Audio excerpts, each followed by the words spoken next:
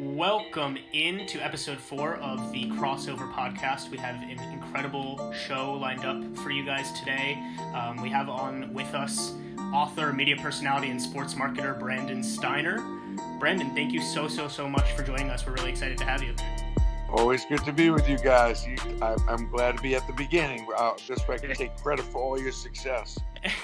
Oh, yeah. Exactly. Listen, that's why we have you on. If you're the reason why we're successful, you'll get all the credit. You'll get all the credit. Yeah, I think it all started with number 4, Lou Gehrig. Exactly. How has your quarantine been? My quarantine's been fine. I mean, you know, it's always a little troublesome when you don't have control of. I think anybody can deal with any amount of pain or disruption as long as you know it's going to end. Mm-hmm. Exactly. And when you don't know what's going on and when it's going to end, it's always troublesome. But, you know, I've been anchored down. I have the luxury of one of my offices is not that far from here. So I'm able to go in a little bit, do a little bit of work. And this has been a good reset for us because that's one of the companies I just started. You know, I'm not with Steiner anymore. So I'm with Collectible Exchange, new company, Collectible Exchange. And everybody with this virus has been home, going through their closets, going through their basements, going through their garages and getting rid of stuff. So, and that's what my site does is you can go on my site, you can sell whatever you want. And I think we have over 50,000 items. We just launched like 5 months ago. We have 50,000 items and every day it's just zooming. And if you're a collector, there's really good deals. People there's just a lot of buying and selling. So I hate to say this virus has been a good thing for me, because I hate the virus and the fact we lost lives, but it has been an interesting boost for Collectible Exchange, I will say, which is very odd, but it's true. And we've had a lot of time to work on the site and do some really good work because I have high hopes for the website. It's like the new version of eBay. So I think we could do a lot better than eBay, knowing all the experience I have with collecting and everything else. So I'm excited about it. I was going to say that is a great segue into our first topic. So can you tell us a little bit more about both your current ventures and how you got to where you are today? I know you've had a very storied career, but we have time. Well, I mean, you know, we definitely going to need some time on this. But the first thing I would say is if you really want to know the whole story about how I built Steiner, which pretty much doesn't exist anymore, it's kind of folded into Fanatics. But if you go to my website, Collectible Exchange, I am giving away the book free, any of my 3 books. And so you should go there and get the book, because you really get the full story. It's a good story. But, you know, it's been ups and downs. I mean, I think when you start something, I think in life in general, I think when you start something, you go through transitions. And starting Steiner, I mean, a lot of people looked at what I had, but, you know, there's a lot of trials and tribulations to get there. And there's a lot of trials and tribulations to stay there. I always tell people, like, when you're trying to be extraordinary at something, the goal isn't to get there. It's to stay there and beat where you are every day if you want to be on the top of the heap. And that's a lot of pressure. Like, you know, at one point I probably had about 60 or 70 athletes on the contract, and it was exciting partnering with the Yankees, or a Derek Jeter, a Mariano, a Peyton Manning, a Muhammad Ali. But it's a lot of responsibility for a lot of people, and you can't screw up.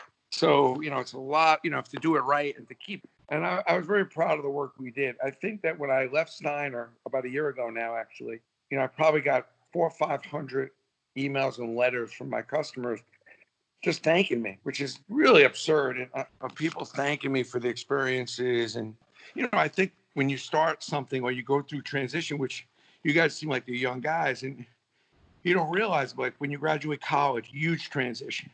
You know, the party's kind of over, at least that particular party. You know, you really can't go back to you living at home. You kind of could. You kind of, you know, don't want to. And that's a big transition. You know, that's a lot of weight.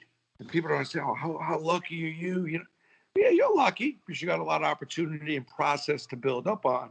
But there's a lot of pressure to figure out, like, how to get yourself stabilized, considering you really haven't had to do that for the first 20 years. And then all of a sudden you get married. Oh, my God. Got to get a place to live. Now I'm accountable for a family. Got to have some kids. That's a transition. Just like when you get the corner office, everybody wants the corner office. They want the glory, but you don't want the story. And the story really is, you know, that comes with later nights, not being home as much. So, for me, when I wrote my third book was really a big transition for me. When I turned 50, I realized I'm like, whoa, I am sprinting in the wrong direction. Enthusiastically, like I got to get a handle on my health. I got to figure out how to be a better dad, how to be a better husband. Well, I still have a little room to do that. And I got to calm down. Like, I just could not get into anything but the fifth gear, so I tried, really balancing out. What's funny is as I balance things out, and I don't believe in work-life balance, that's bullshit, but you got to respect life. Yeah. You got to remember, you got to call your parents. You can't just, well, I'm busy. They're your parents. Like, you got to respect your friends. Like, you got to respect your health. You can't just ignore it, because when you need it, all those things won't be there for you. So, when I got to 50, I realized I started putting a lot of effort and time into all those things. And what's funny is I got more work done after I started, departmentalizing everything, because you never think you have the time. But the reality is that when you actually spend enough attention on those it actually supports everything you're doing. You have more energy, you have more support behind you. And that's a really important lesson I try to teach a lot of the people when I go and do speaking things. And the other thing is that it's so important, even at your age, to also not only want to do good. I mean, it's also important to do well. Like, a lot of you want to make a lot of money. You want to have a big house. You want to get nice cars. It's important to want to do good. It's important to want to do well. But most of you would say, when it comes to the charity and the helping other people, is like, when I do well and I get a bunch of money and save, then I'm going to give money to charity. Then I'm going to spend the time. But the reality is that's ridiculous, that theory. And I want to make that one statement saying that, like, what I've learned over the last 20 years particularly is that the more good you do, it leads you to doing well. Not you do as much well as you can, and then it leads you to doing good.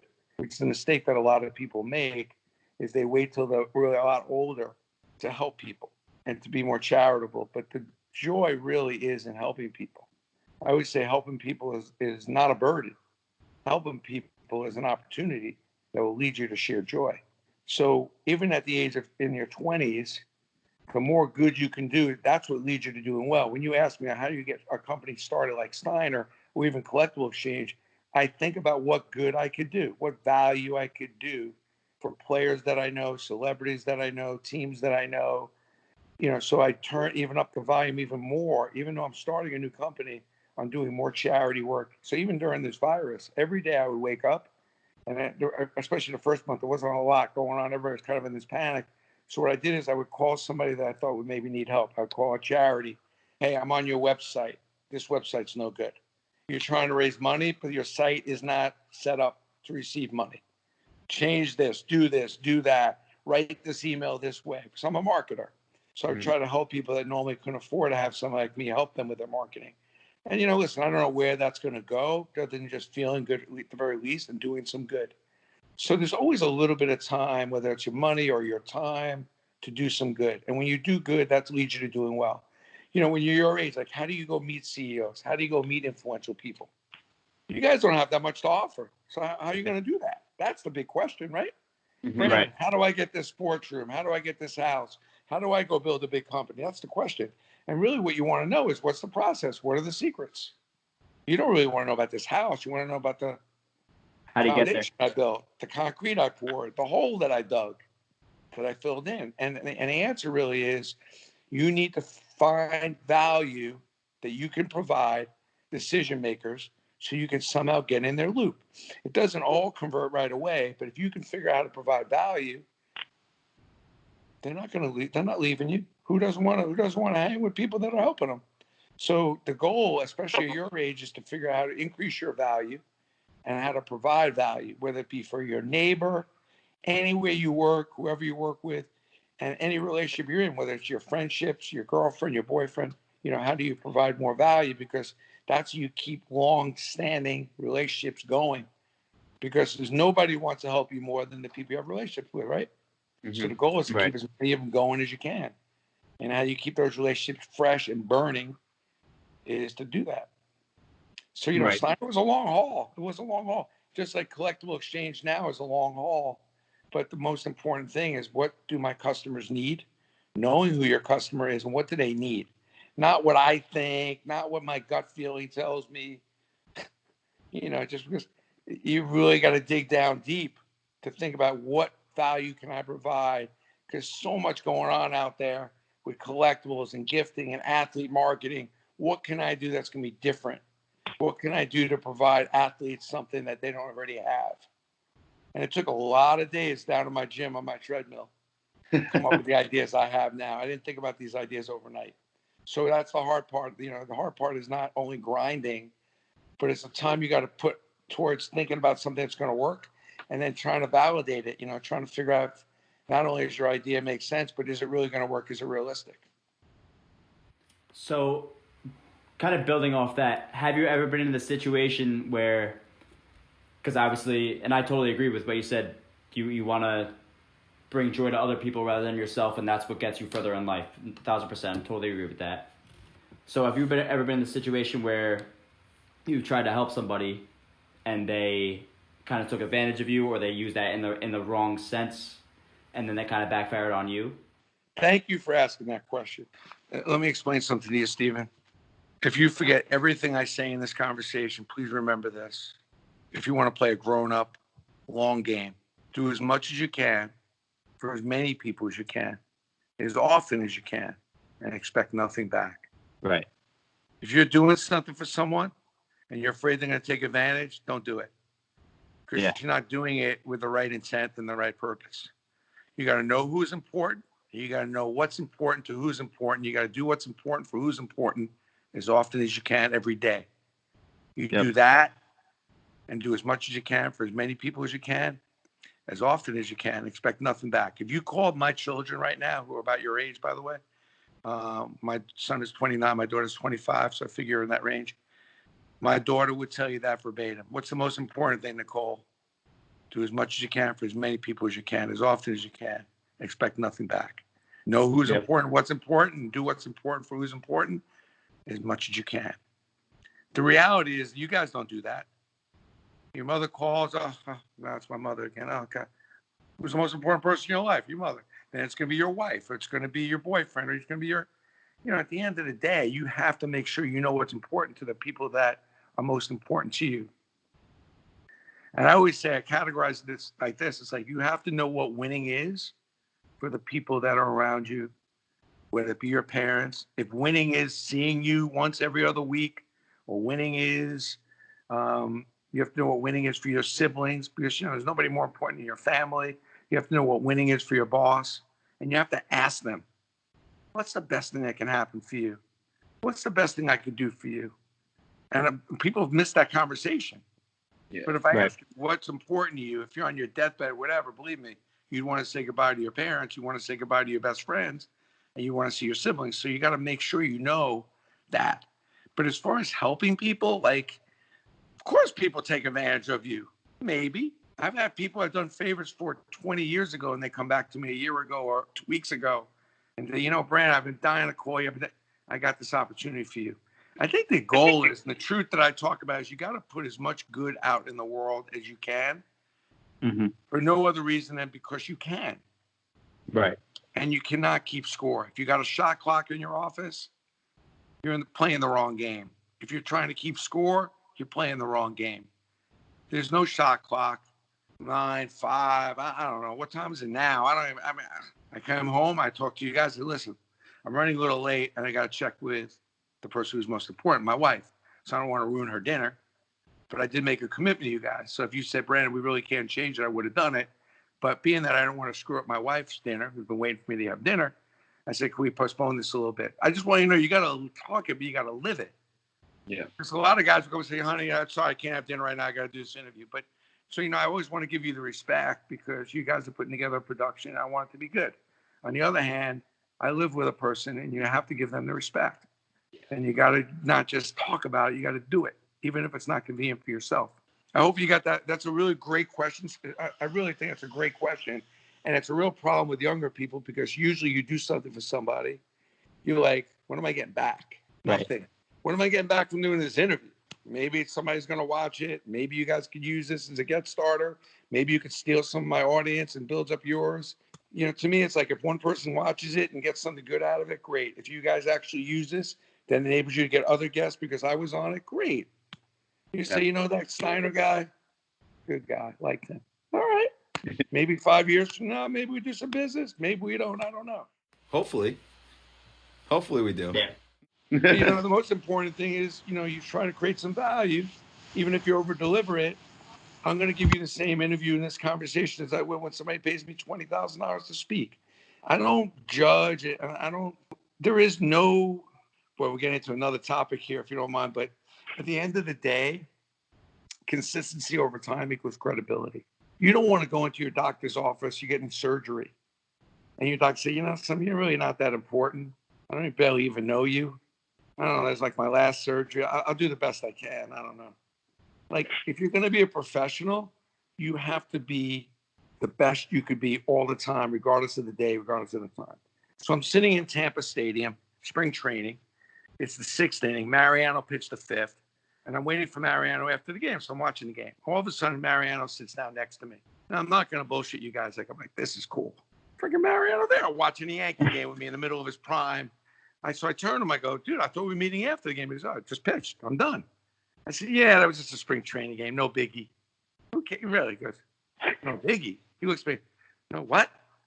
I just mowed those guys down. 1, 2, 3. 6 pitches. I said, yeah, spring training. He goes, no. I pitch the same way in spring training as I do in Game 7 World Series, bottom of the 9th, game on the line. There's no such thing as a big game. When you get on that mound, I only know one mindset and one frame of action. I just pitched the best I could possibly pitch, like it was the World Series, like it was the most important game ever. And the reason why I do that, Brandon, is because everybody always asks me when I get into Game 7, how do I deal with all the pressure, the game on the line? And you know what I say? I don't deal with it at all. I only know one approach, the same approach every time I walk on that mound, whether I'm pitching in a scrimmage or I'm pitching in spring training, a regular season game, doesn't matter. I only have one approach. But how many people do you know you see incredible variances in their behavior, and those are not complete total professionals, and they're definitely not somebody that's headed towards being extraordinary? And the real goal, especially when you're younger, is to get yourself trained to be consistent. Because anybody could be good on one day, pitch one great game. But if you could pitch great games over 20 years, you can make great sales day in and day out. 35 years at Steiner, day in and day out. If you came into my office, you couldn't tell if I was doing $1 million sale or $100 sale. Same approach, same level of respect, same level of focus, same level of energy. That's the key. That's the key, is can you bring that kind of energy and to have the stamina to go the long distance so people know? Because one thing that people know about me is that when they call, I'm going to pick up. And when I say I'm going to do something, I'm going to do it. And that seems like a very small little thing. But, you know, if the guy always comes through, you're going to him. Right? You always go to your people. So that's really key. So consistency over time equals credibility. And as you're creating consistency over time, you're thing called POP, which is progress on your process. The goal is to always win the game, be competitive, but the goal really is to improve your process. It's always being most critical of yourself. The best person to critique yourself is you. Self-analysis is the road to greatness. You know when you suck. You know when you could do better, which is just about always. But the goal is not to be too down on yourself. You just want to beat yesterday. That's kind of my favorite line, beat yesterday. Improve today so you're a little better than yesterday. Make a little more sales, make a few more calls, figure out how to make a better call than you did yesterday. And I think that people lose sight on that because they think that you become extraordinary overnight. You could become successful over a period of time, but to be extraordinary, you have to blow past success. To be extraordinary, you have to want to be the best that ever was at what you do. So if you're doing a pod, the first thing I had a pod, I did 250 of them. I realized I couldn't win. 250 pods later, I'm like, you know, Sunday I can't win at this game. I don't have a winning game. I don't have a winning formula. Mm-hmm. Why? I see Bill Simmons. I see 30 other pods that are killing it. I'm doing well, but I'm not killing. I said, what am I going to do a pod if I'm not going to have the best pod? I didn't think I could have the best pod. So the first question you got to ask her at the beginning is, who am I competing against? What would it take to have the best possible pod? What's the hook? What's the angle that's going to be different? That's going to take some white space over. What are people that you're creating this pod for Who are the people? What are they going to get out of this that they can't get elsewhere? Value. What you can do for someone they can't do for themselves. How do you make this pod better and bigger, different than what anybody else is doing? So that one day after you're doing this for 10 years, it's the best pod ever. And you got to be honest about it because it's not going to happen overnight, but it's doable. Yeah. Right. And that's what I felt about my business. I was like, when you ask about, it's like, I wasn't interested in just being another business. Yeah. I want to be the best that ever was. I want to completely change the business. And by the way, at 60, I'm doing it again. My new business is completely disrupting everything that's been done. I'm reversing the whole process. I'm actually bringing the athletes direct to retail so they can actually, people can buy directly from the athletes. I'm giving my customers a chance to sell each other as opposed to just buying what I'm selling. So solving a problem. Mm-hmm. Brandon, obviously you're a sports guy. Do you think that drive that you have to be the best was inspired by any of the athletes that you looked up to growing up? Like you watch The Last Dance, you see Michael Jordan has the same mindset, that type of thing.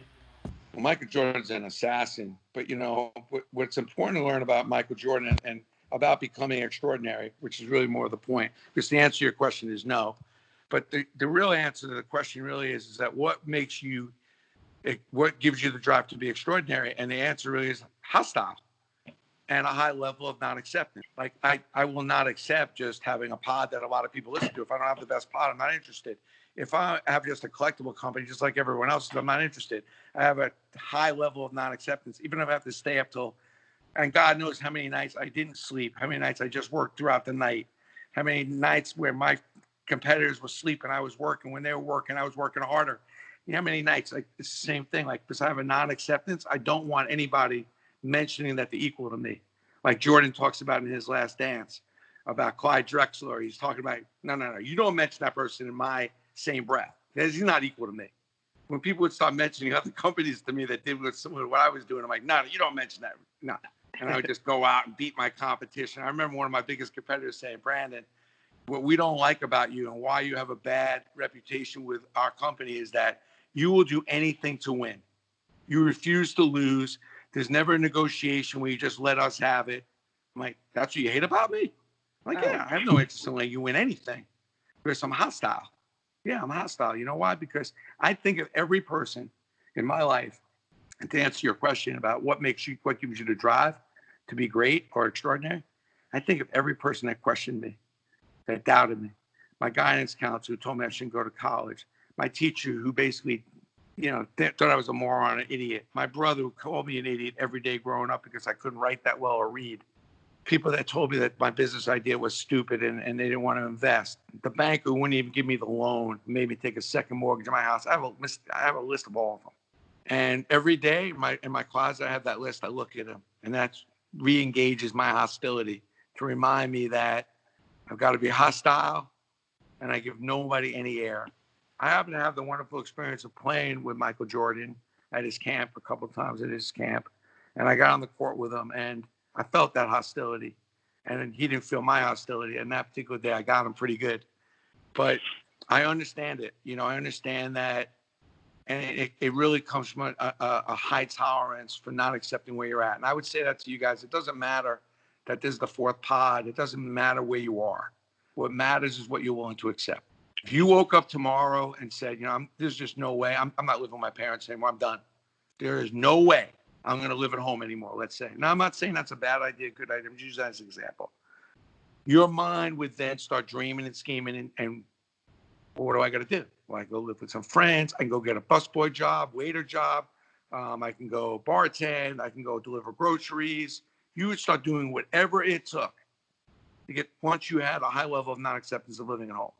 You start dreaming, scheming, and then you make a commitment saying, if I got to work weekends, I got to work 2 shifts, I'm going to do it because I don't want to live here anymore. But only until you have a high level of non-acceptance does the dreaming, scheming, which is the next initiator, and then moves to commitment, purpose, passion. So you start with high level of non-acceptance. And what's important is that you perpetually have this high level of non-acceptance. You see Jordan throughout all those episodes. You would think the guy had never eaten. You would think the guy had never won a game. Every game was another excuse about he's not going to accept it. I'm not going to accept this guy. He thinks he could beat me. I'm not accepting this. It's really the truth. So once you have a high level of that acceptance, and it's consistent over time, where you're never happy with what you have. Very important. Not necessarily happy, but satisfied.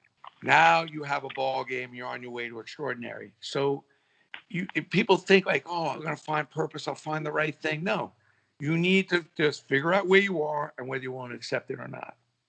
Yeah. I mean, do I look to, did I get, I got so much motivation, inspiration from so many athletes. Because I would say to you guys, anytime you're around somebody that's extraordinary, because you can't be a professional athlete without something being incredible. You don't just become a professional athlete. Once in a while, you got this God-given talent and everything else. But if you're close enough to athletes, there's no way you just become a professional athlete that's worthy of anything that hasn't worked incredibly hard. Now, they may not be the most well-rounded, unbelievable human beings like any of us are, but when it comes to their craft, there was a work ethic, there was a scheme, there was a strategy that was unbelievable. You're talking about 300 people in the NBA. You're talking about a few thousand in the NFL. Like when you're at that level, you're around that person. All it is a learning experience. To work with all those athletes is nothing more than a learning experience of how to become extraordinary, how to be great. So yeah, if my life was soup, yeah, that was a mixture of all those inspirations and motivation. But growing up was my high level of non-acceptance and listening to my mom and taking her guidance, which sometimes when you're a kid, you're stubborn, you don't want to listen to your mom. I was no different, but I made myself listen to her. And then my mother, I always say, you telling me, you're selling me. And my mother always created a compelling story, which is one who taught me how to do that. She knew that by telling me what to do, I wouldn't do it. Nobody wants to be told. So my mother would always tell me a compelling story. So one day I was like, I don't know about school. I'm not feeling it. I don't know. Like my next door neighbor takes me to City College, which is a college up in the Bronx. He was the head custodial, in charge of all the custodial in the entire school. It's a big school. And he takes me, shows me this guy cleans, this guy cleans the bathrooms, this guy cuts the grass, all this stuff. And he says, Brandon, you got to make a decision. You want to work one of these jobs? You want to work from the neck down or the neck up? Instead of saying, you should go to school, you should go to college, you take school seriously. He didn't say that because he knew that would be my mother working me. He goes, you want to work from the neck down or neck up? If you want to work from the neck up, the people from the neck up, a lot of them, it's back 40 years ago, like the people that work from the neck up get degrees, go to college, do well in school. Just saying. I was about 10 years old. And there's another time my mother wanted me to go to a speech pathologist, right? Mm-hmm. And I'm like, I come home one day, I'm not going to speech pathologist. I can't stand it because I have trouble pronouncing 2 or 3 letters. And I talk like this, and I really was, I do real Brooklyn, real, And my mother's like, you're going to be a truck driver when you grow up. Like, you keep speaking like that. There's nothing wrong with being a truck driver. You can make good money. So, of course, I declare I'm not going back to speech pathologist. I'm not doing that anymore. The one time, and I mean one time, my mother picked me up from school. The one time. If your mother only picked you up from school one time, you'd remember it, right? Yeah. She picks me up from school the one time, and we're just going for a quick drive. I was just in the neighborhood, and I figured we'd pick you up. I want you to meet somebody. So we go. She pulls behind a garbage truck, big white New York City garbage truck. And we get out, and she says, I want you to meet Joe.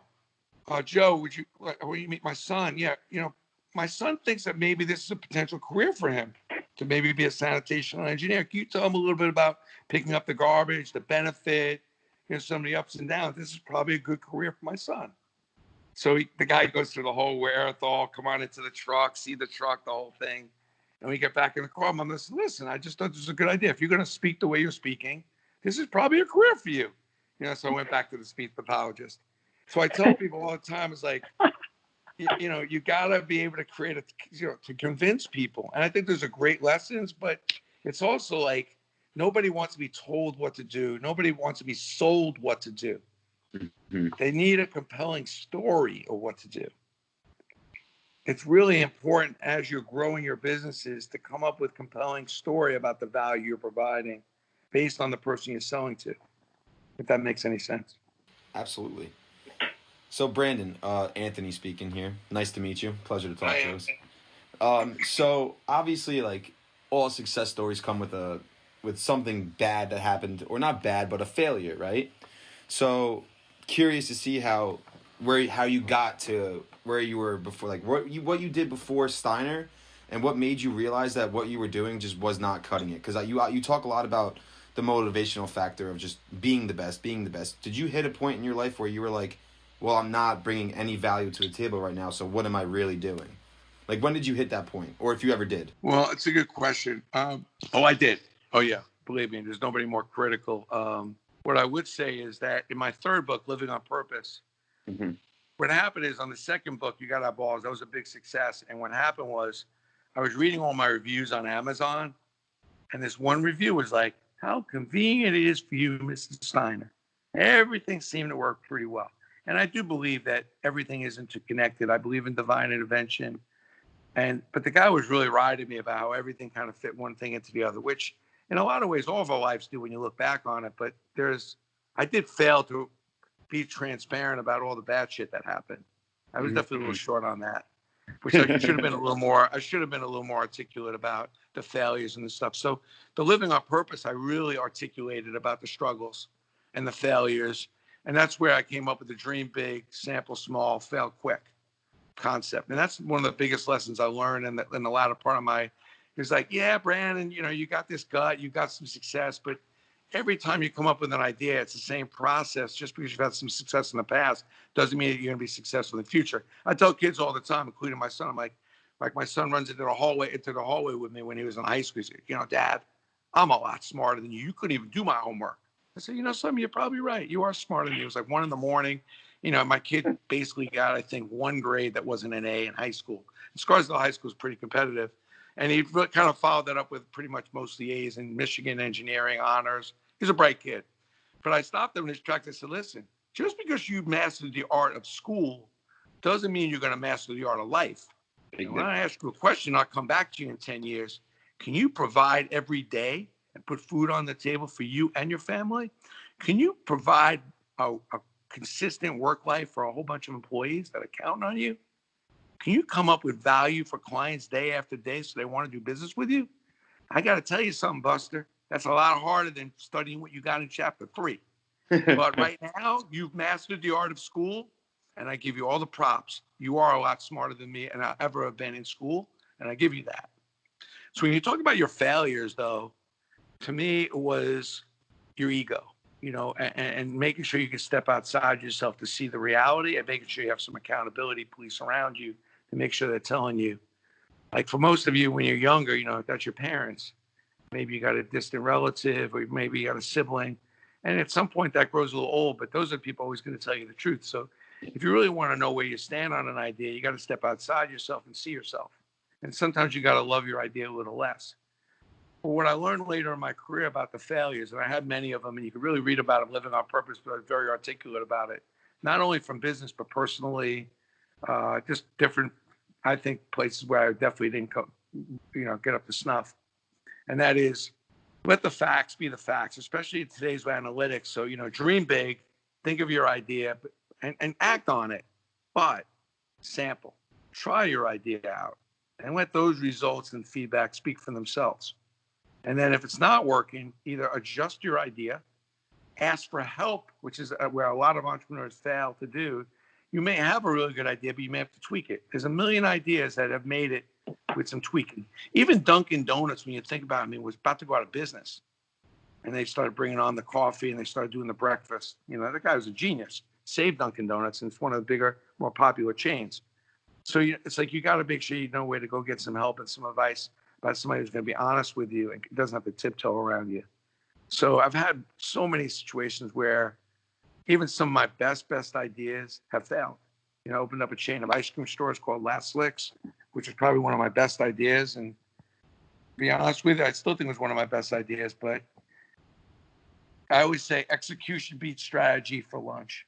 And you see all these people charting shit out. And I mean, all that's important, but you got to execute, man. And I sucked. I just sucked. I just did not manage that situation well. I didn't find the right people, but yet I had a great idea. My strategy, unbelievable. My execution, D, F. So it's really important to come up with a good idea, but you have to realize that as important as the idea is, because there's a million people with a million ideas, you have to understand the difficulty and be honest about the execution and realize what you can and can't do, and who are the people who are going to help you. And at Steiner, believe me, I've got a long list of my failures. I did mention a lot of them in the book. Things, directions I took the company in, I tried doing, and, you know, ups and downs. So I think the most important thing about failing is that it's not the opposite of losing. It's a big part of winning. You know, failing is not the opposite of winning. Failure is a huge part of winning. And if you want to win big, where I struggled was, because I always want to win. I was competitive, and I kept thinking that all my life was going to be a shutout, and it just isn't. Yeah, if you're only doing a few things, maybe you could be a shutout. But I think if you start growing and running into a much bigger business, you're going to have a lot more wins. But with those wins, are going to come losses. Yeah. And how you deal with those losses and learn from those losses and kind of can stay confident. And I think a big part of it is understanding you are going to lose. No matter how smart, how good your idea is, sometimes it's just not in the cards for that idea to work. It may have nothing to do with you. And that's important to realize, not take it too personally. But when you get stuck, you see, like, sometimes you have a boyfriend or girlfriend, and, you know, it's like, oh man, I was engaged for 6 years and we end up breaking up. Like, I don't know, man. You went out for 3 years, you were engaged for 6. Seems a little lengthy to decide whether you're going to get married or not. And that's when you start having the regrets, is when you hold on to ideas that aren't working and for too long, instead of stepping outside yourself. And even though it's a tough pill to swallow, because you keep thinking it's going to work, that's the ego and stubbornness of you. But to step outside yourself and see yourself, or to go again to the accountability police, those few people that you can trust, and say, dude, you're probably going to have to leave her. Maybe she then sees that she wants to get married, or maybe it's just not meant to be. That's a hard pill to swallow. Yeah. But, you know, it's a reality of it. And that's how it works sometimes with products and things you're trying to do. If it's there's that song, you know, should I stay or should I go? It's like, it's hard. You put a lot of love and attention to our idea. And it's really hard to walk away, especially when you're a committed entrepreneur. But sometimes your idea sucks. It's just not as good as you think. And you got to come to reckon with that, because if you have the confidence, you'll know you'll come up with a better one. Was that like one of your hardest parts, was just coming to terms with one of your, like, your failing, like, things? Like, you didn't want it to fail, but you're just like, you stuck it out too long, or a little, like, not long enough. Like, how does that process work? Exactly. If you ask any CEO, they'll tell you one of my biggest failures is holding on to certain employees too long, and holding on to certain relationships too long. And one of the first things that one of my first bosses, when I sold my company, this big company, said to me, he goes, one of the biggest strengths in a leader is having the balls to fire shitty customers.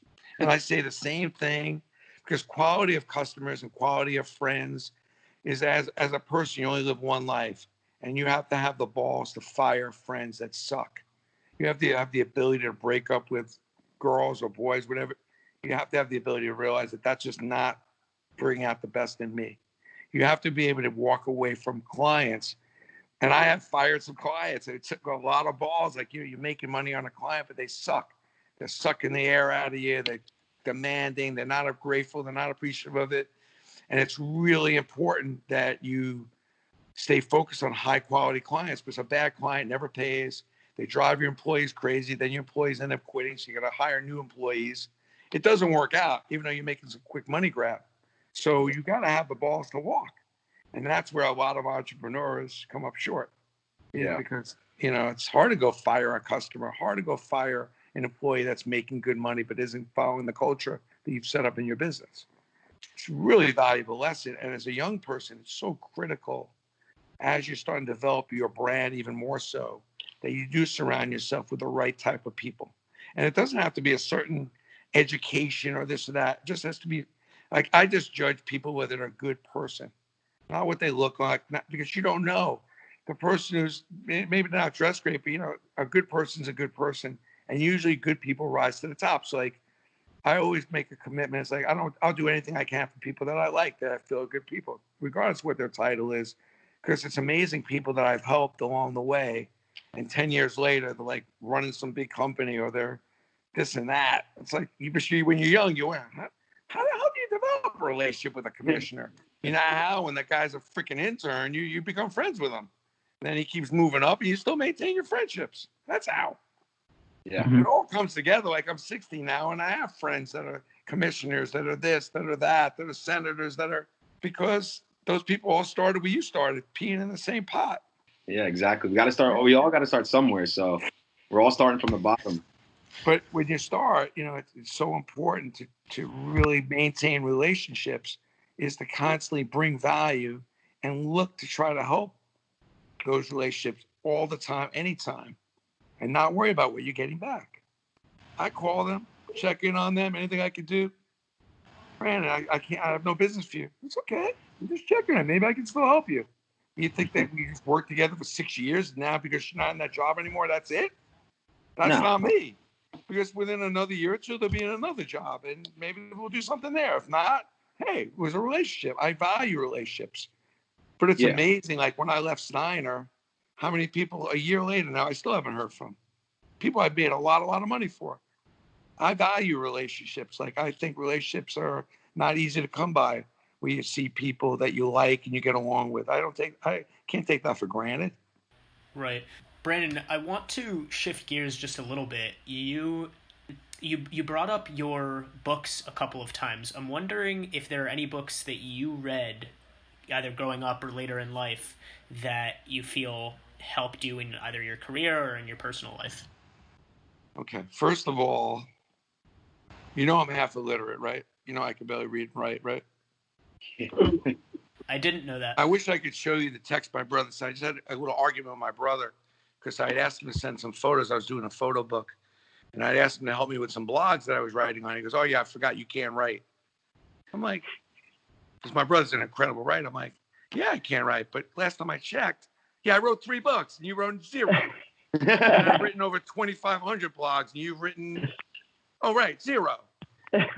So, I'm like, at the end of the day, listen, I have a lot of ADHD issues, so I don't read entire books well. I don't read well. You got to remember, I had a 760 in my SATs. That's combined, by the way. And pretty much almost a 0 on my English. I just couldn't even sit there for the test.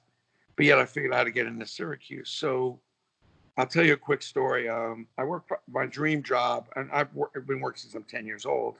So my dream job, even going to get an accounting degree, no less, by the way, which that's a whole thing in itself. But so I get the accounting degree, and my dream job, I cooked all through high school and college. I worked full time in college and probably about 30 hours a week in high school, which is probably unusual even in this day and age. So I get out of school, and all I really want to do is work for hospitality, Hyatt. I go move to Baltimore. I get this job, and I'm opening up the Inner Harbor Hyatt Hotel, and that was the first hotel on the harbor.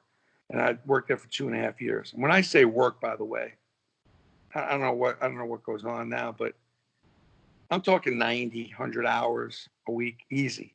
I had to live 2 blocks from the hotel because I was so tired.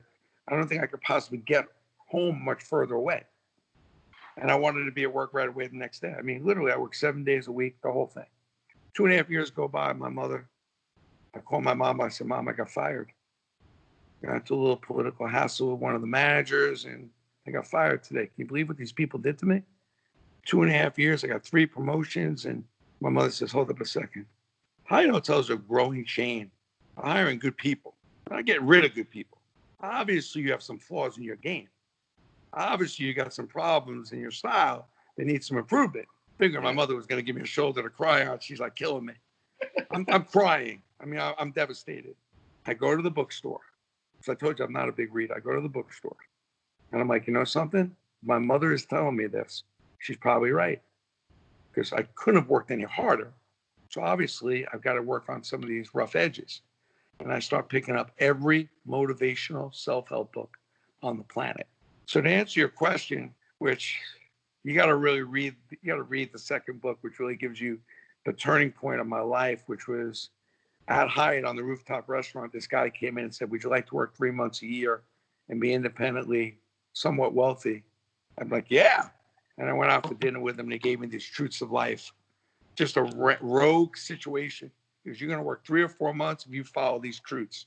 I put them in my second book, and it would be a whole nother hour conversation to go through the truths. They're that important, but I live by them, and it's how I made a lot of my success and my money.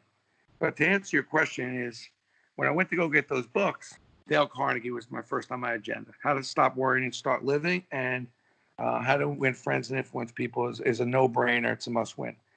The greatest success of the world by Alec Bandini is a book that I give out regularly. What I didn't learn in Harvard Business School, I give out regularly. And there's two books that were mandatory reading at my company for years. One is How to Sell Anybody Anything by Joe Girard, which is an old school style of selling, but it's about not who you know, what you know, but what you know about who. And it's a style of selling, of relationship selling, which is such a lost art today because you got to play the long game and everything's a click and a pick. And you got to work against the grain. But if you're into the long game selling, if you believe that develop a relationship with someone could take you in a million directions down the road, then you're going to put that extra work in to find out when your sister's birthday is, when your kid's graduation is, checking how you're feeling, and really have a relationship with somebody, not just to call them when you want to sell them something. Joe Girard was a master. And one day I was able to hire him. He was like already almost 80 to come and speak at my company. And I've made millions of dollars off Joe Girard's system. I should have given him a big check. Because I used his system. I believed in it. It's random. Like you'd have to go order that book online. And then the other person who was like a tremendous mentor to me was Harvey McKay, who I ended up developing a great relationship with. I'll tell you about that story in a second. You know, swimming with the sharks. Don't trust the man that takes his shirt off his back.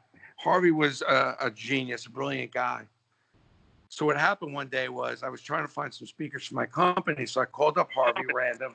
I called up Harvey, rogue, because I have the balls. I never hesitate to call anybody. I'm like, Harvey McKay, I read every one of his books. The guy's been like a mentor. I've never met him. And I call him up and I'm like, do you think maybe one day you come and speak in my company? He goes, Brandon, I get like $75,000 to speak. Literally. I was like, well, that's not going to happen. You think maybe we could do some barter, some trade? He goes, Brandon, the least I've taken in the last 10 years is $50,000. I definitely didn't have that. So about a year and a half later, and this is everything I've learned at Harvey, but a year and a half later, Harvey calls me, random. He goes, Brandon, you're not going to believe this. The governor of Minnesota is putting on a big fundraiser. I was in charge of the silent auction, and I got nothing. And this thing is in 2 weeks. Could you help me? I said, Harvey, it'd be my pleasure to help you. I've read every one of your books, the stuff I've learned in your books. It'd be an honor to help you. Go to my website, pick out the stuff you want. I'll take care of it. I'll get it shipped out. He calls me up 2 hours later with a list of stuff he wants. I said, Harvey, I'll have this stuff to you by Friday. And by the way, call me if you need anything else. It's really a pleasure taking care of you. He's like, you're Harvey McKay and me? That's my line out of my book. I'm like, listen, since I've read that book, whenever I meet someone, I always say, listen, it's great to meet you. Please call me if you ever need anything, if I ever could be a help to you. And I mean it. That was like a Harvey McKay line, and I mean it. So anyway, he calls me back the next day. He goes, you're not going to believe this, and you've been really generous, but I actually need a few more items. I said, it's not a problem. I told you to call me whenever you need anything. I meant it. What do you need? Boom. Okay. So I send it. He calls me up the next day. He goes, Brandon, you're not going to believe this. I still need a few more items. But listen, if you want, George Steinbrenner is flying to this event. He's friendly with the governor. If you want to get on the plane with him to join the event, that would be great. So, honestly, I know George already. I've met him a bunch of times. I'm really busy. I don't have the time to get on the plane, but it's my pleasure to take care of you. I'll send those items out right away. He has the event. Everything goes well. I don't hear from him, nothing. Calls me up a year later. He goes, I just got to tell you something. You sent me thousands of dollars worth of stuff. You never even called me to ask me for anything again. Nothing. Like, that's it? Because that's unbelievable. I'll tell you what I'm going to do for you. For like $10,000 of trade, I'm going to come and speak to your group. I can't let this thing go unnoticed. I can't have this balance. I said, Harvey, it's my pleasure. You don't owe me anything. It's my pleasure to help you. I'm coming to speak to your company. He comes to speak to my company, giving the best speech I've ever heard. And I've gone to see, you go to the bookstore, I've heard everybody speak. I'm like YouTube, in person, everything. There's 5 minutes left in his speech. The guy drops, hits his head. I know it because I had a brand new blazer on that I put under his head that was full of blood. I thought the dude was dead. Oh my God. I'm tracking this guy. They take him to the hospital. Meanwhile, my whole company's there. There's like 150 people there. We're flipping out. The whole thing was just a debacle. So I'm checking in. 2 months go by. 3 months go by.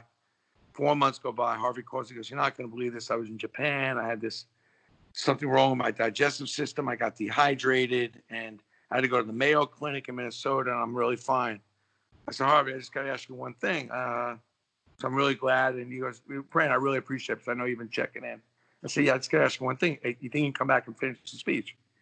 And he guy starts going crazy. So he goes, I'm coming back. He comes back and finishes the speech and gives an entirely another speech. Wow. But to really make a long story short, not only to develop a relationship with this guy, he calls me about 2 months later and he starts this mastermind group of 30 people, all one more successful than the other, no sports people. And that's how I became really good friends with Harvey. And he's the one that helped me write my last 2 books, because he's written 11 books. Wow. Showed me how to write a book. And also, I could never get paid for a speech. Prior to meeting Harvey, we're making $75,000 a speech. I said, Harvey, what's the key? So he taught me, and I make $15,000 for a speech now, and I'll make 75. Once in a while, I get 20. But at the end of the day, you got to play everything out, man. You know, sometimes you win, sometimes you lose, but you play everything out. You know what I mean? And here I am. Here's Harvey, who I gave him a few $1,000s of stuff for his auction. Maybe the perceived value was a lot higher, but and here at the end of the day, I become part of his mastermind group, become good friends, been to his house, teaches me how to write the books, teaches me how to speak, gave me a whole nother view of life. So you don't really know who's going to change your life and when it's going to change. But you got to realize that the world is your classroom. Everyone's a teacher. You got to realize there's so many opportunities to meet people, and you got to avoid the prejudgment, and you got to leave yourself open to listening and really not be afraid to go after people that really rock your boat and do whatever you can to meet them. You can't put a value on meeting people, even though in this day and age, there's less and less of that going on. I hope that was a good story. I just love that story just because the persistence of it, calling Harvey, and then he calls me up and he's like, he asked me for all that stuff. I didn't even ask him to come and speak again. I just did it. And the guy calls me a year later and then comes and speaks for like practically nothing. And it all comes back to what you said. Just you got to give the good to get the good, you know? You got to just do good. You do good, and that enables you to do well. Not I do well, and then eventually I'll do good. Do as much good as you can, and from that doing good, you'll do well. You'll meet people. The charity stuff you do, you meet people. Think about who you're meeting at these charity events by volunteering. I can't believe how many boards I've been on and people I've met I never would have been able to meet. That's how you meet. That's how you develop relations. How are you going to go meet a CEO of a big company? You get on a board with them. You help him with his charity. You know, I remember Jamie from Chase. He needed a player for his wife who's doing a big event. I'm like, how am I going to go meet Jamie? Yeah, now I'm up in his office. I meet him. Got a thank you note. I do a call with him. I'm like, hey, I got him a player. I mean, he needed it. It was for his wife, not for the bank. Never called him up. Oh, you owe me one, this, that, whatever. But, you know, hey, he'll remember me. If you need something, right? That's all that matters. I mean, but, you know, listen, just putting good out there in the world. That's the key. Yeah. And at your age, it sounds like I'm 60 now, but I've been doing that since I'm your age. Man, that's a lot of good. You know what I mean? I put a lot of good out there. For the last 20 years, up until about 6 or 8 months ago, I haven't done as much, but I did 2 acts of kindness every day. I started every day with 2 acts of kindness. I would send somebody a gift, a check, a thank you note, something that somebody would get that they didn't expect. Like what I was telling you about with the virus. I'd go online, help a charity out, or help somebody out. I see they're doing their LinkedIn wrong, or doing their social media wrong. I call them up and go, look, you're never going to be successful. I see what you're trying to do, but you're walking backwards on this. So, you know, you try to do as much good as you can. Like, I can't believe you take the time to call me and give me all these tips. But imagine I've been doing that for 20 years, 2 acts of kindness. So here I am sitting 60. You know, I pick up the phone, you call people, they can't wait to help you back. Like, that's what you want to have in your life. You know, where people call you and it's not a big deal. Whatever you need, you're going to help them, and vice versa. That's fun. It is. It totally is.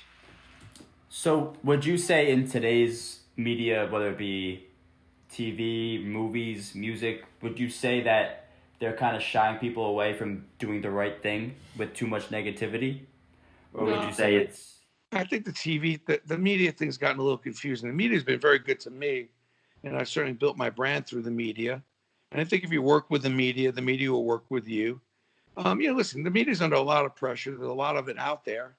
So they're competing, and they're competing to take an angle, and they're competing to get a story. So it's not like, you know, the true journalistic approach like maybe what it used to be, where it's all about getting the story right. It's about getting the story first. But I think I think the most important thing about getting it right or doing it right, it isn't about doing the right thing. It's about thinking about the right thing. And a lot of it starts in the home, about what you decide to do with your siblings and your family and what you want to put into the world. And I think we just need probably a lot more of those discussions at the early ages. Right. I think, when I look at what's going on even in the world, it's difficult as a white person, even though I had a black roommate in college. I've certainly worked with a lot of black people over the course of time. I adopted a black child that was half black, half Native American.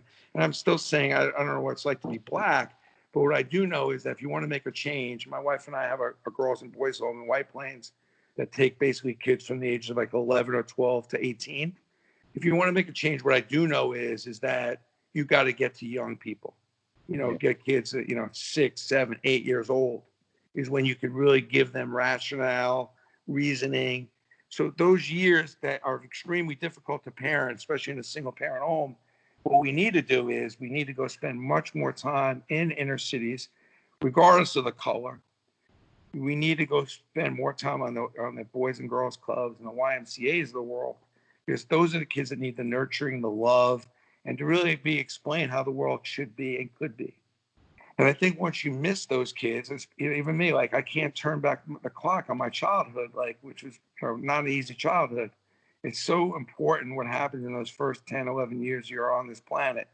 And I think if you want to make the biggest difference, I'm not saying the only difference, because I think there's a lot of other issues, but one of the most relevant things you could do is spend more energy and time on younger children, giving them confidence, faith, better education, and a better shot. I hate all these individual schools, Catholic school, Jewish school, Russian school. I hate that because it's just immediate segregation right out of the gate. My kids are better than you. They shouldn't go to just a regular school. I think all kids are deserving of the same and the best education. Yeah. It should not be segregated because you have a little bit more money that you can go send your kid to a private school. And then they use the religious thing as an excuse of why they're sending them there, which is bullshit. But and then already, so now you're sitting in a classroom with and listen, my kids went to Scruggs. They're sitting in a classroom. They're not sitting next to anybody with color, anybody that's poor. It's just sitting with a bunch of the same people. It's ridiculous. This big part of the growing thing is learning how to get along with the Spanish kid, the Russian kid, the Asian kid. It's like that's part of the whole thing. Yeah, right. Brooklyn, it's like you better get along, man. You better understand how people work. If not, you ain't going to be around long. That's part of the whole deal. Right? Yeah, exactly. And now it's like all these kids all go to their own little. I hate that. I've never understood it either. Big public school That's the difference you can make. Is like I try to pour as much effort and energy into the Boys and Girls Clubs, group homes, those kinds of things. That's where I put a lot of my energy and my charity work. Mm-hmm. And you can't have faith and fear at the same time. You can only be one or the other. So when you're fearful, you can't be faithful. And faith is such an important element because you need to have faith in yourself, faith in your strategy, and then faith in God to really prevail, especially in environments like this, but really all the time. And when you have faith in those three elements all the time, when you get into debacles like we've been in the last few months, you'll prevail because there is tremendous, tremendous opportunity with this adversity we're facing, especially for young people.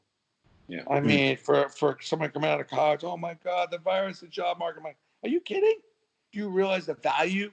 You're heads and shoulders what you could do for where this business or where many businesses are going. The opportunities will be great. It's people that are a little older that have no ability or adapting to change that are going to be moved out. So it's really important, to make sure you have faith. It's really important that you have confidence in yourself and your strategy, because if you're confident that you're a good person, a smart person, you got a good strategy about where you're going, then you're not going to be stressed. Yeah. And by the way, stressing is good. People go, I'm stressed. So when was the last time you grew and learned when you were just chilled? The only time you were stressed when you figured out what college you were going to get into, right? You were going into your mind. You were stressed when you were taking courses that were a little bit above what you thought you could do. And those are the courses that made you into who you are. the school that you got into, that's what made you into who you are. Like, you think about the most stressful times, those are the most growth opportunities you've had. So stress is good. Right. Because human beings have the ability to adapt to change. Right? So, you think about it, it's like you don't have any idea how far you can push yourself. And the point really is that your high level of non-acceptance and your ability to self-analyze and push yourself towards stress, push yourself towards uncomfortability is how far you're probably going to go in life. And most people get scared, lifting too much weight. Oh, what do you think's going to happen? So the weight falls on you. Well, more than likely, you can lift it. We all can lift more than what we think. But are we going to have the balls to do it? I don't know. That's the question. So kind of piggybacking off that, I know you mentioned before that the virus has kind of had a positive impact on your business. Do you think obviously taking away the tragedy of all the deaths and all the negative that it's brought about, would you say that something with this magnitude was necessary for a society to take the next step, whether it be business or a social movement or anything? Do you think something of this magnitude was necessary in order to take the next step? Personally, not from a factual standpoint, but from a feeling standpoint, yeah, I did.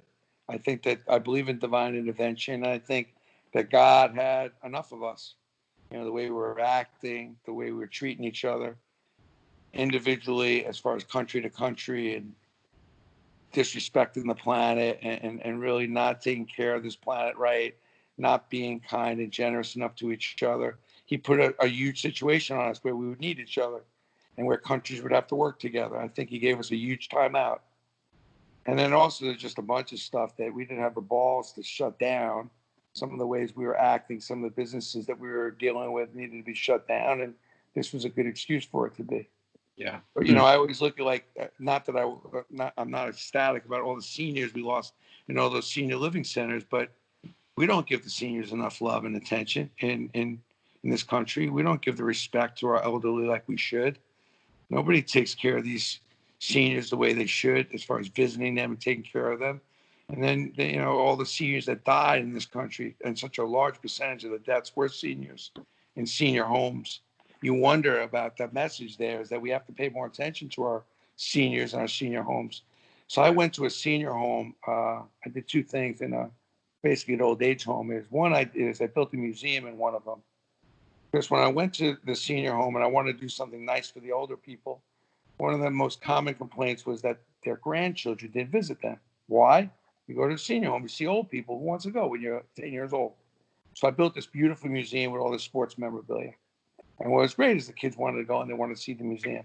Then I said, how cool would it be if you had a sports bar in the old age home with some big flat screens, a pool table, a bar?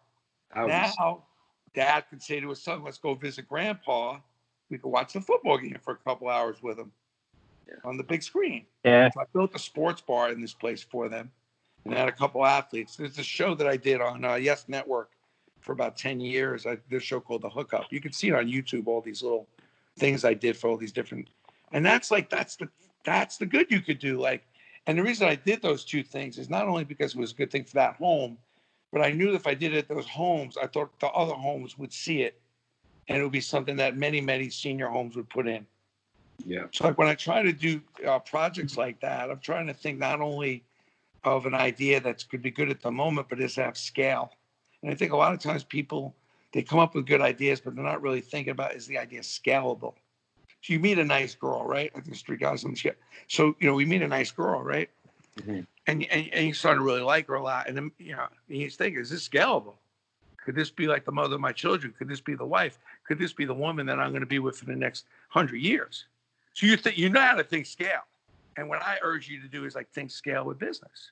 He's like, yeah, this is a good idea. Yeah, this is a nice girl, but I'm going to date her maybe for a little here and there, but I can't take her home to meet mom.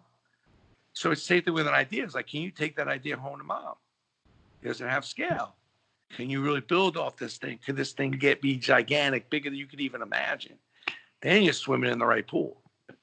And the other lesson there too, by the way, when you get into a virus like this is, so I was just talking to this kid before. He's like, I don't know what I'm going to do. The job market's really bad, and I know it's going to be really tough. I'm like, dude, you want some like cheese and crackers with that wine? Like, who are you? Like, You kidding me? Save that shit for somebody else. I'm like, kidding me? You got no sympathy for me. Crazy? Fish where the fish are, bro. Okay? There's tons of businesses that are killing it right now that can use your help. Make yourself useful. If not, go wait on some tables, go deliver some food, go drop some stuff off at a homeless shelter, whatever. But do something. Sitting at home and worrying about the job market that you know nothing about isn't going to help you. But I will tell you, though, is with every boss, there is another side to a boom. And there are many, many companies doing extremely well. CVS, pharmacies, all your food products, grocery stores, Pizza Hut, Domino's. I mean, I can go on and on. Like, hey, adjust. Get your head on a swivel. And this is not something you need to think about just in a virus. This is what you got to be thinking about as a business person all the time, which is fish where the fish are. What's booming? Where are the trends? Where is this all going? What's the next hot thing? And that's the work. That's the hard part. That's hard. But that's what you got to do, because it's easy to go sink into, oh my God, you realize what's going on? Look at all these people out of work. Oh, well, they're not interviewing the people that are booming, that are getting raises, and their business is skyrocketing. All you got to do is go onto the stock exchange, and you see some of the stocks going up. Those are the ones you want to dig into and look up on a website and see if they're hiring. And the ones that are going down, get back to those another time. Because at some point, they'll lay off all those people. And when the business comes back, you remember those lists, and you'll go apply because they got no people because they fired them all. And you get right back in there that much easier, because there are companies that are going down. But when this thing does calm down, they're going to go back up. So you make a decision. Right. You want to play the long game.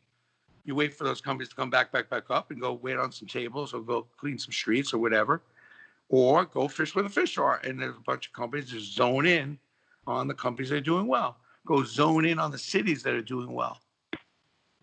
Okay? You live in New Jersey. That's not a particular state that's doing well right now. Okay? Charlotte, Seattle, Portland, Austin, they're booming. Can't find help.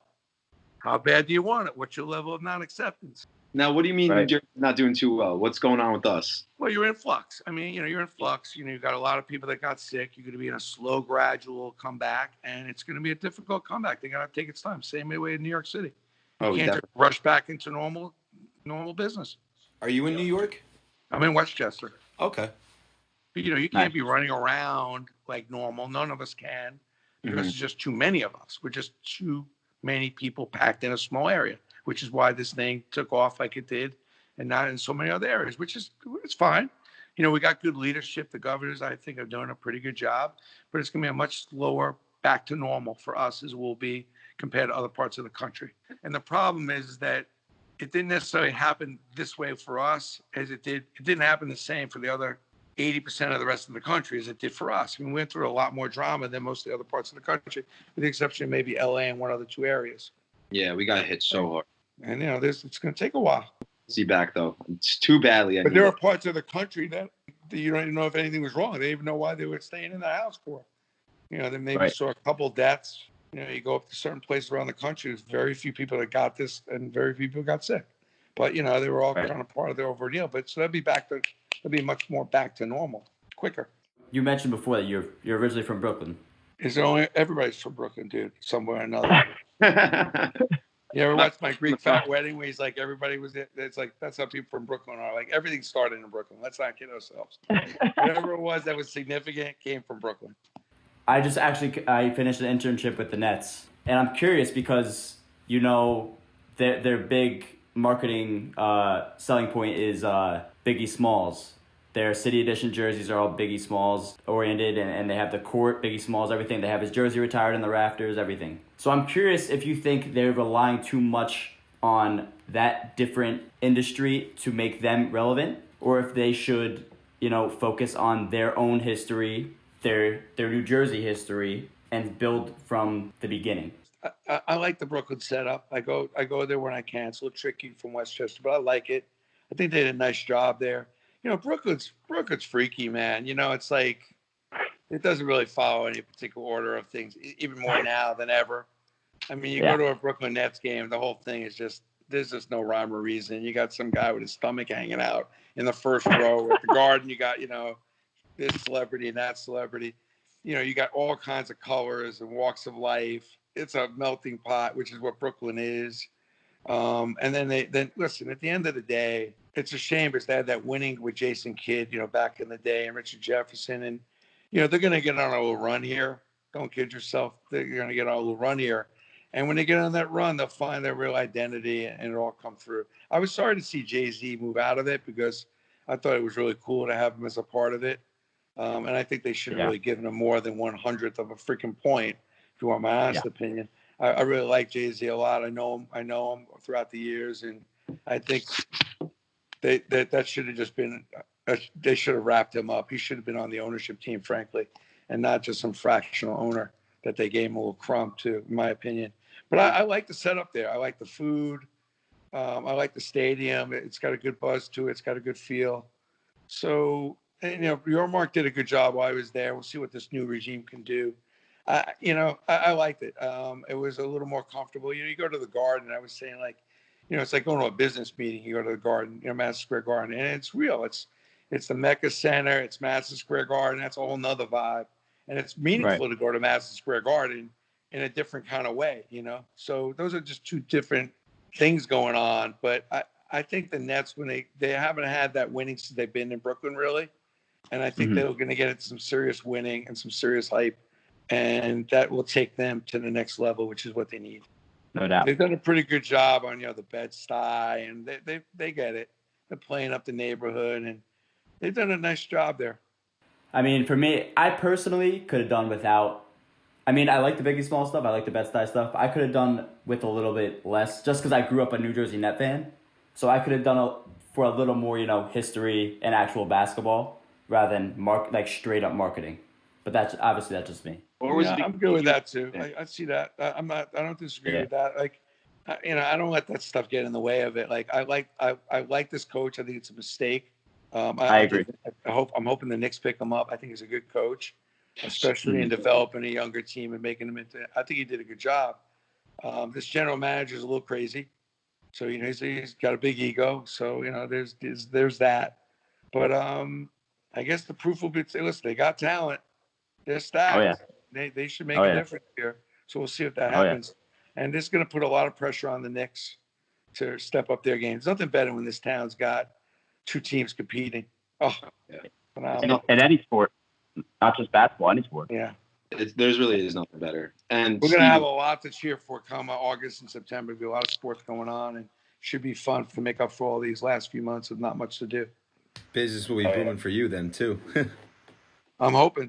Yeah. Exactly. Stevie, also to piggyback on that Biggie Smalls thing, he was a Knicks fan anyway, so I don't know where they're getting this whole Brooklyn Nets thing. It's a cool concept because he's from there and stuff like that, but he literally was a Knicks fan, it's wild. Brandon, I'm a diehard Knicks fan. Unfortunately, I started loving them when I would go to the Garden and watch Stephon Marbury play. That is It's rough. It's so rough. It's so bad.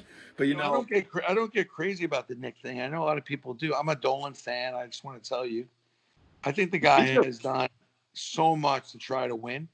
If the guy didn't do a lot of the things he's done, then I'd be like, this guy. You got to remember, how many teams are in the NBA now? Is it 32? 30. There's maybe 8 teams. I don't think the Knicks are better or worse than probably 20 or 22 teams. If I named 20 teams right off the top of my head, you would not exchange to be that franchise. You would not want to be Sacramento, Charlotte, Orlando, even Minnesota, Atlanta. Should I keep going? It's really freaking hard to win in the NBA. It's a lottery ticket to get that one player, which is the difference maker. If you had LeBron the last 10 years, you were a great franchise. If you had Kobe, these are like needles in a haystack. But what I will tell you is if there was all these different teams winning, I'd be upset. But there's in the last 10 years, 12 years, 15 years, 20 out of the 30 teams are pretty much in the same bucket. Oh, yeah. Which means there's a fundamental problem with the NBA with a lack of talent or the ability to develop talent. The answer to that is get serious about the G League and stop having all these kids leave college that are borderline NBA players to go to Europe and pay them some money to stay here so the NBA can get deeper, richer, and you'll find some stars out of that, a.k.a. the Knicks in 94, 95, with the Starks and the Masons and that sort of thing. Yeah. You don't think that some of those players are leaving and have nowhere to go because they don't want to play for $60,000 a year in the G League? So they're starting to do that, but that's really the next level for what needs to happen in the NBA is that there needs to be opportunities for more teams and more franchises that don't have LeBron to win. And you're 100% right. Like, over the past 15 years, the talent level in the NBA, like, some say it's the best ever, but, like, to me personally, I think the talent level is, like, it's really bad because there's like, about 10 elite superstars, right? And that's maybe even a stretch. And then after them, it's all a bunch of role players. Leaves 20 teams short of a superstar. Yeah, and, like... There's a lot of talent, but superstar talent is questionable, especially when they all gang up where they're playing 3 superstars on a team when you only got 11 or 12. But if you're developing superstar potential, playing the long game by making the G League more admirable, more interesting, pay the players more, have better situations, the guys aren't going to run to Europe for $100,000 when they could play here for $100,000. Those guys don't want to go to Europe. Yeah, no. Right. It's very. Why wouldn't you put? And the answer to that question, by the way, is that the reason why teams don't do that is because they don't control the G League players. So if you go play for the G League Knicks, you're only controlling 2 or 3 of the players that are under contract. So the other 9, any team can take those guys. Yeah, so they got to figure out how to have, like in baseball, a minor league system. So that if you invest in a guy, he goes and plays for your G League team, other teams can't just poach him without trading for him. That's the problem.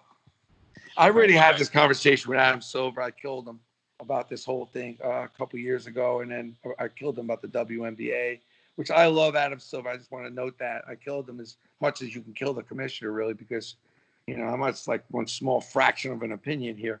I'm sure he was like laughing his way back to his desk, but he's a great commissioner. I really miss David Stern, and I think one of the telltale signs of why Stern was such a great commissioner is to leave us with somebody like Adam Silver, who is so well trained and was able to have the kind of voice that even supersedes what even David was thinking. And that's why that league is flourishing, because of their leadership and management. I'm a big Adam Silver fan. Like, he gets it. He's really smart. And I thought David Stern was exceptionally smart too. He lived in Scarsdale. I got to know him a little bit. So, but I'm down on what I was really saying is I'm very down on the WNBA. I feel like that league is not achieving. And again, it goes back to the level of acceptance. For some reason, like, there's too much acceptance around that league. The women game is really good, and that league should be much further along, and the women deserve better. Yeah. Because they have talent too. It's just that it just seems like their marketing is so bad. They don't do anything. Let me ask you 3 guys. When was the last time you guys went to a WNBA game? I've never attended one. Never thought about it. It's bullshit. But if you go to a game, you'll be shocked. These women, it's physical, but also they play the game the way we would play it. Like, you can't relate to the way LeBron James or Kobe Bryant or these. There's nothing about the NBA other than that's like a video game. And it's amazing, don't get me wrong. But like, when you watch a WNBA game, that's a game that I can relate to. I feel like that's a much higher level than what I could play. But those women are really good. And it's, pick and rolls, it's sharing the ball, team. I mean, it's just much more normal, a little bit below the rim, right? And I think a lot of guys are missing out on some really good quality basketball. And it just pisses me off the 3 of you never even been to a game. That's the shit. It kills me. And believe me, there are some games worth watching. Taurasi, worth the price of a ticket. Female version of Larry Bird. And Della Don. I mean, there's a lot of really superstar level players. Yeah, there really is. Yeah. Who was the woman that played pregnant? There was a lady on Phoenix that got traded to UConn, that got traded to Connecticut. This woman, I can't believe I can't remember her name. Was that Candace Owens? No, she was a good player too. But this lady is inside, outside, her footwork. I mean, that's the stuff that you go to a game like a good WNBA game, you can learn. You can actually learn some stuff there that you can take back to your own game and do. Yeah. Yeah, it's no like they definitely surely have talent, but like going back to it, like the NBA, like you said, like they really should market as much as they possibly can with the WNBA. It doesn't make sense to me why they don't. Because they're all pretty much involved with the NBA, which is an incredibly well-schooled money-making machine. So you can't ignore that, and it takes a lot of time to run an NBA team. And then the WNBA gets a little bit of scraps. It's a good problem to have, I guess. Not good for the women. Not good for the women. No. Brandon, we have one burning question. It's the elephant in the room. Did you invent the everything bagel? Of course. I had to say We knew it. We knew it. A friend of mine just was hearing about it on Gary Vee when I did that interview with Gary Vee. But a friend of mine sent me some photos back from the old bakery that I used to work at. And it's a long story, but the really long story short of it was that I did bake bagels as a young kid, starting at around 11 or 12 when I was coming off my paper route. I think I was maybe more 12, 13, actually, now I think about it. And I was bored at night. I was the baker at night at this point. And I was just bored. I was just playing around with all these seasonings and just throwing everything on a bagel and trying all these combinations. And then consequently, after it was kind of said and done, I tried all these things. I was back by the oven messing around. And I saw these seeds together. And I just threw it on the bagel. And that's how we got the everything. But what's amazing is when I think about it is like I'm working since I'm 10. Like I have kids like 10 years old. Imagine just waking up and going to work on my own. And being gone for the day. Like my mother didn't even know where I was. Like just working all day. Like it's absurd to me. So I was talking to my brother about this the other day. Like, at 13 already, I'd worked really 3-4 jobs. And I mean, literally like working. I mean, it's just, I look back, I'm like, I don't know how I did that. But it's so important, the things that happen to you when you're younger, even though I'm going through a pretty adverse situation as a kid, not having money, not having a lot of food, clothing, but, it brings out, when your back's against the wall, which is really, again, the mindset, you got to put pressure on yourself. Because when your back's against the wall, everything else seems kind of boring. That's when things get exciting. You got no money left in the bank. You got only 2 days left to ask that girl to the prom. When your back's against the wall, that's when you remember those days. And you got to be your best to get this shit resolved. So, like, having no money, no clothes, no food, like, you remember those days very clearly, and what you're going to do about it and how you overcome that is critical. Like, we're going through this virus. You don't want to, be on your deathbed and go, when that virus happened, I did nothing. I was like a lump on a log. I did nothing to help anybody, to help myself. All I do is sit on the couch and eat and watch the news and get depressed. I mean, that's depressing before you leave this planet, to know when bad stuff happened or some really crazy stuff happened, you weren't out in front of it trying to do something to make it better. That's the person you want to be remembered for. Yep. Yeah. Exactly. Brandon, 2 things before you go. One, thank you so much for making the everything bagel. It's my favorite thing in the entire world. I wish I would have cashed in on that idea. Remember, you want to be an improver, not an inventor. Yes, exactly. The Well, improvers make the money. The inventors don't always make the money. As my kids, every time they see everything seasoning, the everything croissant, they take pictures and say, "Dad, nice idea." Oh, you're not making money on this. My kids are always killing me. But, when you come up with these ideas, are they scalable? And you want to make sure you can take advantage and monetize it, which I was very young at the time. So obviously I didn't take advantage. And it's also crazy working at 10 years old. And then secondly, it's been an absolute pleasure to talk to you. And if we could be of any help to you, please don't hesitate to reach out. That's what I'm talking about. We mean it. We mean it. I mean it. What is the best way for us to stay in touch? Well, my LinkedIn's over on my contacts. You got to follow me on LinkedIn because I do answer all my LinkedIn messages myself. I take that application very seriously. You go to brandonsteiner.com, by the way, get the 22 laws of negotiating. You should go and register for the blog. But more importantly, get the 22 laws of negotiating, which even my daughter said that was my best work. Negotiations was my favorite course in college. You always remember some of those classes. But isn't it true, like the class you remember with those instructors that were really tough or a pain in the ass? That was the best professor that I've ever had. Tough love. Yeah. So, I'm on Facebook. I'm on all the platforms, and I try to answer them all. Usually, I spend about an hour or 2 on my social media, which I very rarely met any 60-year-olds that spend the kind of time on social that I do. It's impressive. You listen. Either you stay current, or you'll be left behind.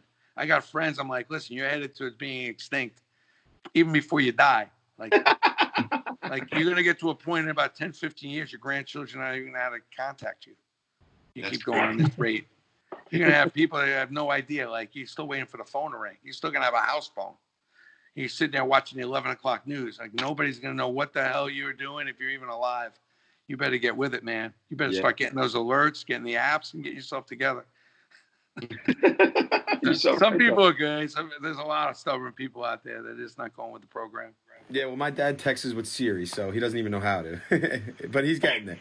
He's getting there. He's 60 himself. Texting was the best thing ever happened to me because he gave me an excuse for misspelling, gave me an excuse for just coming up with my own lingo. I was like ahead of texting. I was doing that like 30 years ago. That's probably awesome. Yeah, probably awesome for you. It's perfect. I just got one gripe with you. Just one gripe. All right, that's fair. One's great, fair. You made a Lou Gehrig number 4 reference before. I don't know why you didn't reference Wilmer Flores. I mean, there's no crying in baseball, man. I like Wilmer Flores. And what I love about Wilmer Flores, before the World Series in when did they play the Kansas City? Whatever year that wasn't. They were playing Kansas City. So before this World Series, the Mets were going crazy. They beat the Cubs, whatever. And I offered Wilmer Flores like $200,000 to sign and do like a contract with me. And his agent's wife said, "No, we're going to wait more." I said, "Listen, this is the most Wilmer Flores is getting." And yeah, for real. Sure enough, you know what happened in that series, and you know what happened with him. And that's the stuff that just drives me crazy. Like when I see, I bet he probably didn't even know. Like, but I liked him though. He was a good guy. He was a good player. I liked him. The crying thing really moved me. I made money off it because I started selling the photos while he was crying. And then MLB sent me a notice telling me I couldn't sell that anymore.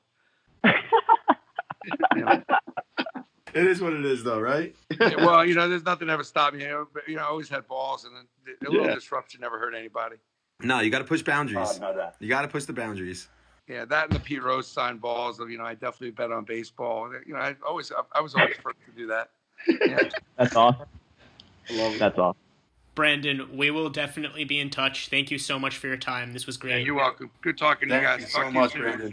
That was Brandon Steiner. Great interview that we just had. Next week, we have another great episode. We have former NFL linebacker Kevin Mallist on the show. Make sure you check us out at Facebook, www.facebook.com/thecrossovr. That's TheCrossovr. Twitter at It's The Crossovr, Instagram at The Crossovr, and most importantly, our website, itsthecrossovr.com. Awesome. Great talking to you guys. Oh, yeah, 100%. Buying his books. Yes, sir. Until next time.